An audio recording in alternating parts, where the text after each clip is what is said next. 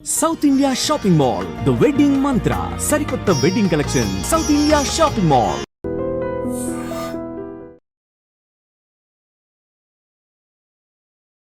Insulin ఉత్పత్తి చేసేటువంటి pancreas గ్రంథి యాక్టివేట్ అవ్వడానికి ఎటువంటి ఆహార నియమాలు పాటించాలి, ఎటువంటి వ్యాయామాలు అవసరం, ఎటువంటి జీవన విధానాన్ని అలవర్చుకుంటే మంచిది అనే అంశాల గురించి మనతో మాట్లాడేందుకు ప్రముఖ న్యూట్రిషన్ స్పెషలిస్ట్ శ్రీలత గారు మనతో ఉన్నారు. శ్రీలత గారు నమస్తే అండి. నమస్కారం. శ్రీలత గారు, అసలు సహజ సిద్ధంగా ఇన్సులిన్ను ఉత్పత్తి చేసేది ఈ ప్యాంక్రియాస్ గ్రంథి. ఈ గ్రంథి గనక పనితీరు బాగాలేదు అంటే ఇన్సులిన్ అనేది ఉత్పత్తి అవ్వదు. అసలు ఈ ప్యాంక్రియాస్ గ్రంథిని యాక్టివేట్ చేసి ఇన్సులిన్ని సహజ సిద్ధంగా ఉత్పత్తి చేయడానికి ఎటువంటి ఆహార నియమాలు పాటించాల్సిన అవసరం ఉంది, అలాగే ఎటువంటి వ్యాయామాలు చేస్తే మంచిది అంటారు? సో ఇది ఒక మంచి క్వశ్చన్ అడిగారు మీరు. సో డయాబెటీస్ వచ్చింది, ఇంకా నేనేం చెయ్యలేను అనేసి చాలామంది డిప్రెస్ అవుతూ ఉంటారు. ఆ డిప్రెషన్లో వాళ్ళు బింజ్ ఈటింగ్ చేస్తూ ఉంటారు, ఇన్సులిన్ తీసుకోవడం, నచ్చింది తినడం, ఇలా చేస్తూ ఉంటారు. ఆ ఇన్సులిన్ ఎక్కువ మోతాదులో రిక్వైర్మెంట్ అయినప్పుడు ఇంకా ఒబిసిటీ అవుతుంది. ఆ ఒబిసిటీ, ఆ ఫ్యాట్ ఎక్కువైనప్పుడు ఇంకా ఇన్సులిన్ స్టేటస్ అనేది చాలా తగ్గిపోతుంది అనమాట. సో ఇదంతా ఒక విషయస్ సైకిల్ లాగా ఉంటుంది. సో డయాబెటీస్ వచ్చినప్పుడు పానిక్ అవ్వాల్సిన అవసరం ఏమీ లేదు. సో మనకు అందరికీ తెలిసింది ప్యాంక్రియాస్ గ్లాండ్ ఉంటుంది, ఇన్సులిన్ సెక్రేట్ చేస్తుంది. అది మన కార్బోహైడ్రేట్ మెటబాలిజంకి, గ్లూకోజ్ అప్టేక్కి చాలా ఇంపార్టెంట్. ఇంకా రకరకాల ఫంక్షన్స్ కూడా ఉంటాయి అన్నమాట. సో మనకి న్యాచురల్గా చాలా రకాల ప్రూవెన్ స్టడీస్ ఉన్నాయన్నమాట. సో మనకి టైప్ 1లో చేసేది ఎక్కువగా ఏమీ ఉండదు. It is only insulin therapy whole and soul. But type 2 కానీ జెస్టేషనల్ డయాబెటీస్లో మన డైటరీ మేనేజ్మెంట్ అనేది చాలా ఇంపార్టెంట్. సో మనకి ఇన్సులిన్ సెక్రేషన్ మనకి అడిక్వేట్గా ప్యాంక్రియాస్ నుంచి రావాలంటే మన హెల్తీ బాడీ వెయిట్ ఉండాలి. ఓకే. ఫ్యాట్ అనేది తగ్గించుకోవాలన్నమాట. సో మనము ఫ్యాట్ తగ్గించాలంటే కార్బోహైడ్రేట్ రిస్ట్రిక్షన్ చేసుకోవాలన్నమాట. సో మనం ఎక్కువ మోతాదులో కార్బోహైడ్రేట్ తీసుకుంటే ఎక్కువ బర్డన్ అవుతుంది ప్యాంక్రియాస్కి. సో కార్బోహైడ్రేట్ అనేది హెల్దీ కార్బోహైడ్రేట్ తీసుకోవాలి. ఫస్ట్ కాంప్లెక్స్ కార్బోహైడ్రేట్ అది మోడరేట్ పోర్షన్లో తీసుకోవాలి. అలాగే శరీరానికి కావాల్సిన ప్రోటీన్స్, హెల్దీ ప్రోటీన్స్ ఉండాలి, హెల్దీ ఫ్యాట్స్ ఉండాలి. ఇలా మనం తీసుకున్నప్పుడు మన ఇన్సులిన్ డిమాండ్స్ అనేది తగ్గుతుందన్నమాట. అలాగే మనం ప్యాంక్రియాస్ హెల్త్ ఎలా చేసుకోవాలి? సో మోస్ట్ ఇంపార్టెంట్ థింగ్ మనకి అందరికీ తెలిసింది కాకరకాయ. కాకరకాయ అనేది ఒక ఎక్సలెంట్ హైపోగ్లైసిమిక్ ఏజెంట్ అనమాట. ఇది చాలా స్టడీస్ కూడా ఉన్నాయి. కొంతమంది దీన్ని ఒప్పుకోరు, కాకపోతే ఇది ఎక్సలెంట్ మెడిసిన్. ఇది మనకి ట్రెడిషనల్గా మన తాత ముత్తాతల నుంచి వచ్చిన ఫుడ్ అన్నమాట. సో ఈ కాకరకాయని మనము ఒక 1/2 కిలో అంతా దాన్ని వారంలో 2 సార్లు 3 సార్లు మనం ఆహారంలో చేర్చుకుంటే మనకి గ్లైసిమిక్ కంట్రోల్ బాగా ఉన్నట్టు స్టడీస్ చెప్తున్నాయి. దీన్ని పచ్చిదాన్ని జ్యూస్ తీసి తీసుకోవచ్చు, కాకపోతే దీంట్లో రిస్క్ ఎక్కువగా ఉంటుందన్నమాట. అంటే షుగర్స్ డ్రాస్టిక్గా పడిపోయే ఛాన్స్ ఉంటుంది. అందుచేతనే మనం యూజువల్గా పాటించేది ఎప్పుడో నెలకు 1-2 సార్లు బదులు వారంలో 2-3 సార్లు దీన్ని మనం హ్యాబిట్ చేసుకుంటే కనుక మన బీటా సెల్స్ బాగా ఎనర్జైజ్ అయ్యి అది ఇన్సులిన్ ప్రొడ్యూస్ చేస్తున్నట్టు మనకి పరిశోధనలు తెలుపుతున్నాయి. ఒకవేళ మీరు తీసుకోగలిగితే దాన్ని 1 టేబుల్ స్పూన్ ఎవ్రీడే తీసుకోవచ్చు.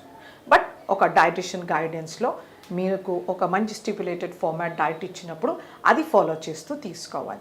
ఆ గ్లైసెమిక్ వేరియబిలిటీ అనేది మేము అర్థం చేసుకోవాల్సి ఉంటుంది. సో అది ఫస్ట్ మోస్ట్ ఇంపార్టెంట్. అలాగే మెంతులు అనేది ఒక ఎక్సలెంట్ హైపోగ్లైసెమిక్ ఏజెంట్ అనమాట. వీటిలో మంచి మ్యూసిలేజెస్, ఫైబర్ ఉంటుంది. ఇందులో ఉండే గ్యాలక్టోమెనాన్కి బీటా సెల్స్ని రిఫ్రెష్ చేసే కెపాసిటీ ఉంటుందన్నమాట. సో మనకి రకరకాల స్టడీస్ వరల్డ్ వైడ్లో ఉన్నాయి. మనం మినిమం 25 grams పర్ డే తీసుకోవాలి. ఓకే.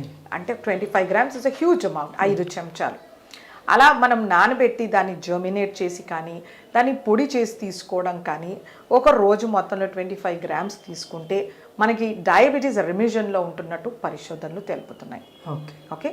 అలాగే మనకి కీరా దోసకాయ కామన్గా అన్ని చోట్ల అవైలబుల్గా ఉంటుంది. సో ఈ కీరా దోసకాయని మనము కనీసం ఒక పెద్ద కీరా దోసకాయ అంత సైజే లావుగా ఉన్నది ప్రతిరోజు తింటే కనుక let's A lunch and dinner or if possible breakfast 3 పూటలో మనం అంతంత తీసుకుంటే మన డయాబెటీస్ చాలా కంట్రోల్లో ఉన్నట్టు పరిశోధనలు తెలుపుతున్నాయి. ఇది కూడా మన ప్యాంక్రియాటిక్ బీటా సెల్స్ని రీజువనేట్ చేస్తాయని పరిశోధనలు తెలుపుతున్నాయి. సో అంచేతనే ఈ కీరా దోసని మనము సాలడ్ రూపంలో, రైతా రూపంలో తీసుకోవాలి. ఓకే. దీన్ని ప్యూరీస్ చేయడము, స్మూదీస్ చేయడం ఇలాంటివి చేయకూడదు. ఓకే. అలాగే మనకి పసుపులో మనకి కర్క్యూమిన్ అనే కాంపోనెంట్ ఉంటుంది. ఇది కూడా మంచి యాంటీ డయాబెటిక్ మెడిసిన్ అని ప్రూవ్ అయింది. మనకి న్యాచురల్గా దెబ్బ తగిలితే పసుపు పెడుతుంటాం. It has got very good antibiotic property. దాన్ని యాంటీబయోటిక్, యాంటీసెప్టిక్, యాంటీవైరల్, తర్వాత oedema reducing, okay, anti oedema అంటారు. అలాగే మనకి కొద్ది రకాల వాపులు రావడం, యాంటీ ఇన్ఫ్లమేటరీ అంటుంటారు. సో మనకి ప్రాబ్లం ఏది వచ్చినా పసుపు అనేది ఒక సింపుల్ సొల్యూషన్ అని చెప్పొచ్చు అనమాట. సో ఇది మనకి యాంటీ డయాబెటిక్ అని కూడా ప్రూవ్ అయింది. కాకపోతే మనము ఆ పసుపుని ఎంత తీసుకోవాలి అన్నది క్వశ్చన్. సో కనీసం మనము 2.5 చెంచాలు తీసుకోవాల్సి ఉంటుంది ఒక డేకి, ప్రతిరోజు. ఓకే. సో ఇది ప్రాక్టికల్గా ఇంపాసిబుల్ అవుతుంది పొట్టలో వేడి చేయడం కానీ. సో బట్ ప్రూవెన్ స్టడీస్ ఉన్నాయి. కనీసం మనకు 2.5 స్పూన్స్ ఆఫ్ పసుపు ప్రతిరోజు తీసుకుంటే కనుక మనకి డయాబెటీస్ కంట్రోల్లో ఉన్నట్టు. కొన్ని ప్లేసెస్లో రిచువల్ ఉంటుంది. ప్యూబర్టీ అటెండ్ అయిన ఫీమేల్స్కి పసుపుని ముద్దలాగా చేసి మింగిస్తుంటారు. సో ఇది చాలా మంచిది. ఇలా చేయడం వలన వాళ్ళకి ఒబిసిటీ రాకూడదు, ప్యాంక్రియాటిక్ ఇష్యూస్ రాకూడదు అని ప్యూబర్టీ అటెండ్ అయిన ఫీమేల్స్కి ఇస్తుంటారనమాట. అలాగే పల్లెటూరులో కొంతమంది పిల్లలకి నుల్లి పురుగును ఉన్న వాళ్ళకి కూడా వీటిని చిన్న బాల్స్ లాగా చేసి మింగిస్తుంటారనమాట. సో వీటిలో ఉండే మల్టిపుల్ హెల్త్ బెనిఫిట్స్, అందులో డయాబెటిక్, యాంటీ డయాబెటిక్ ప్రాపర్టీ ఒకటి అనమాట. సో అలాగే మనకి దాల్చీని చెక్క ఉంటుంది. దాల్చీని చెక్కలో కూడా యాంటీ డయాబెటిక్ ప్రాపర్టీస్ ప్రూవ్ అయి ఉన్నాయి అనమాట. ఇది మనము కనీసం 2 గ్రాముల పొడి ప్రతిరోజు నీళ్ళలో కలుపుకొని తీసుకోవాలి. సో ఇలా పరిగడుపున తీసుకోవడం వలన మనకి డయాబెటీస్ చాలా కంట్రోల్ అవుతుంది. మన ప్యాంక్రియాటిక్ ఫంక్షన్ అనేది ఇంప్రూవ్ అవుతుంది అనమాట. సో ఇలా మనకి రకరకాల పరిశోధనల వలన తెలిసింది ఇది. సో ఇవి పాటిస్తూ మనం ఒక మంచి డయాబెటిక్ డైట్ ఫాలో చేస్తూ మనం హెల్దీ వెయిట్ మెయింటైన్ చేస్తే కనుక diabetes is not at all an issue. Okay. Okay Srilatha గారు, అలాగే ఇంకోటి ఏంటంటే కొంతమందికి ఈ కాకరకాయ జ్యూస్ తాగుతున్న వాళ్ళకి కొంతమందికి సందేహాలు ఉన్నాయి. ఈ కాకరకాయ జ్యూస్ వారానికి ఒకసారి లేదా 2 డేస్కి ఒకసారి తీసుకోవడం వల్ల అది షుగర్కి బాగానే పనిచేస్తుంది, అది ఓకే, కానీ ఇతర అవయవాల మీద అది దుష్ప్రభావాలను కానీ దుష్ఫలితాలను ఇచ్చే అవకాశం ఏమైనా ఉందంటే?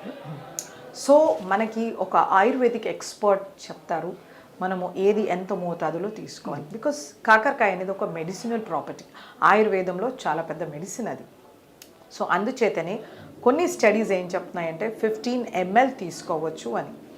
సో మీరు అన్నట్టుగా దాని ఇంపాక్ట్ ఇంకా వేరే రకంగా ఉండొచ్చు, ఆర్ సివియర్ హైపోగ్లైసీమియా అవ్వచ్చు. అందుచేతనే కాకరకాయని మనము కూర కింద, బేసిక్ కర్రీ కింద ఉల్లిపాయలు, టొమాటో వేసుకోవడం, ధనియా జీరా పౌడర్ వేసుకోవడం, గరం మసాలా వేసుకోవడం. చాలా సార్లు ఏమవుతుందంటే ఆ కాకరకాయని సన్నగా తరిగేస్తారు, ఉప్పు పసుపు వేసి కలుపుతారు, బాగా నీరుని బయటికి తీస్తారు, వీటిని నూనెలో దేవుతారు, దానిపైన ఏదో మసాలా వేస్తారు. ఇలా చేయడం వలన దాంట్లో ఉండే యాంటీ డయాబెటిక్ ప్రాపర్టీస్ డిస్ట్రాయ్ అయిపోతాయి. They are just simple chips. అలా చేసుకోకూడదు. దాన్ని పెద్ద ముక్కలుగా, మనం ఏ వెజిటేబుల్ అయినా మినిమం 1 ఇంచ్ పొడుగ్గా ఉండాలి. మనం నచ్చినట్టు టేస్ట్ కోసం వాటిని సన్నగా తరిగేసి మూకుడులో వేసి వేయించామంటే no nutrition, zero. It is for taste of time. మనం అందరూ ఫీమేల్ పాపులేషన్, ఆడవాళ్ళందరూ గ్రహించుకోవాలి ఇది.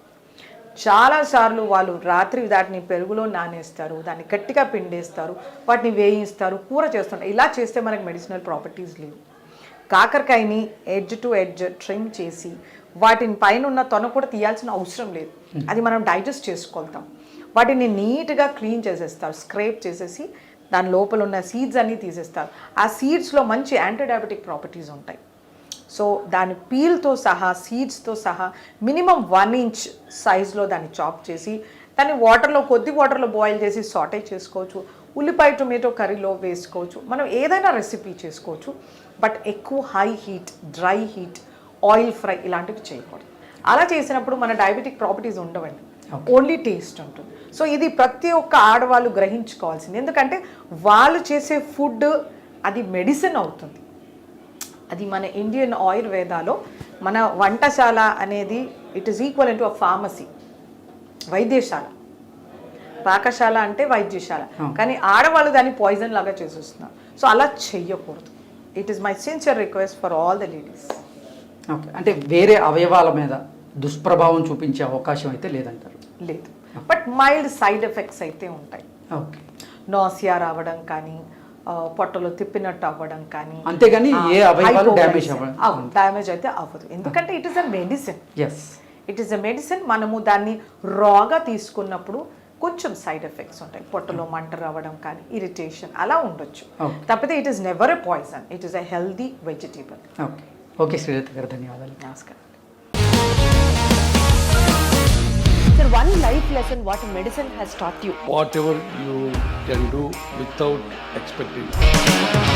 బట్ ఐ రియలీ బిలీవ్ మన పాజిటివ్ యాటిట్యూడ్ ఉంటేనే మనం ఏదైనా సాధించగలం. గట్ని మనం కరెక్ట్గా డీల్ చేసినట్లయితే అది మనకి పాజిటివ్ హార్మోన్స్ని రిలీజ్ చేస్తుంది. షుగర్ వచ్చిన వాళ్ళ పరిస్థితి ఏంటి? పొట్ట దగ్గర పెరిగితే దాన్ని ఆండ్రాయిడ్ అంటారు, ఆండ్రాయిడ్ ఫోన్ కదా. అసలు థాట్స్ ఎందుకు వస్తాయి? బ్రెయిన్ డెడ్ అంటే దానికి ప్రపంచం అంతా కూడా కొన్ని నిర్దిష్టమైనటువంటి లక్షణాలు ఉన్నాయి. మానసికంగా ధైర్యంగా ఉంటే క్యాన్సర్ జయించవచ్చు. You are a doctor for a cause sir, అంతే. వాళ్ళకి వచ్చిన ఆదాయం కాకుండా ఫ్రీ సర్వీస్ ఎంతమందికో చేస్తుంది.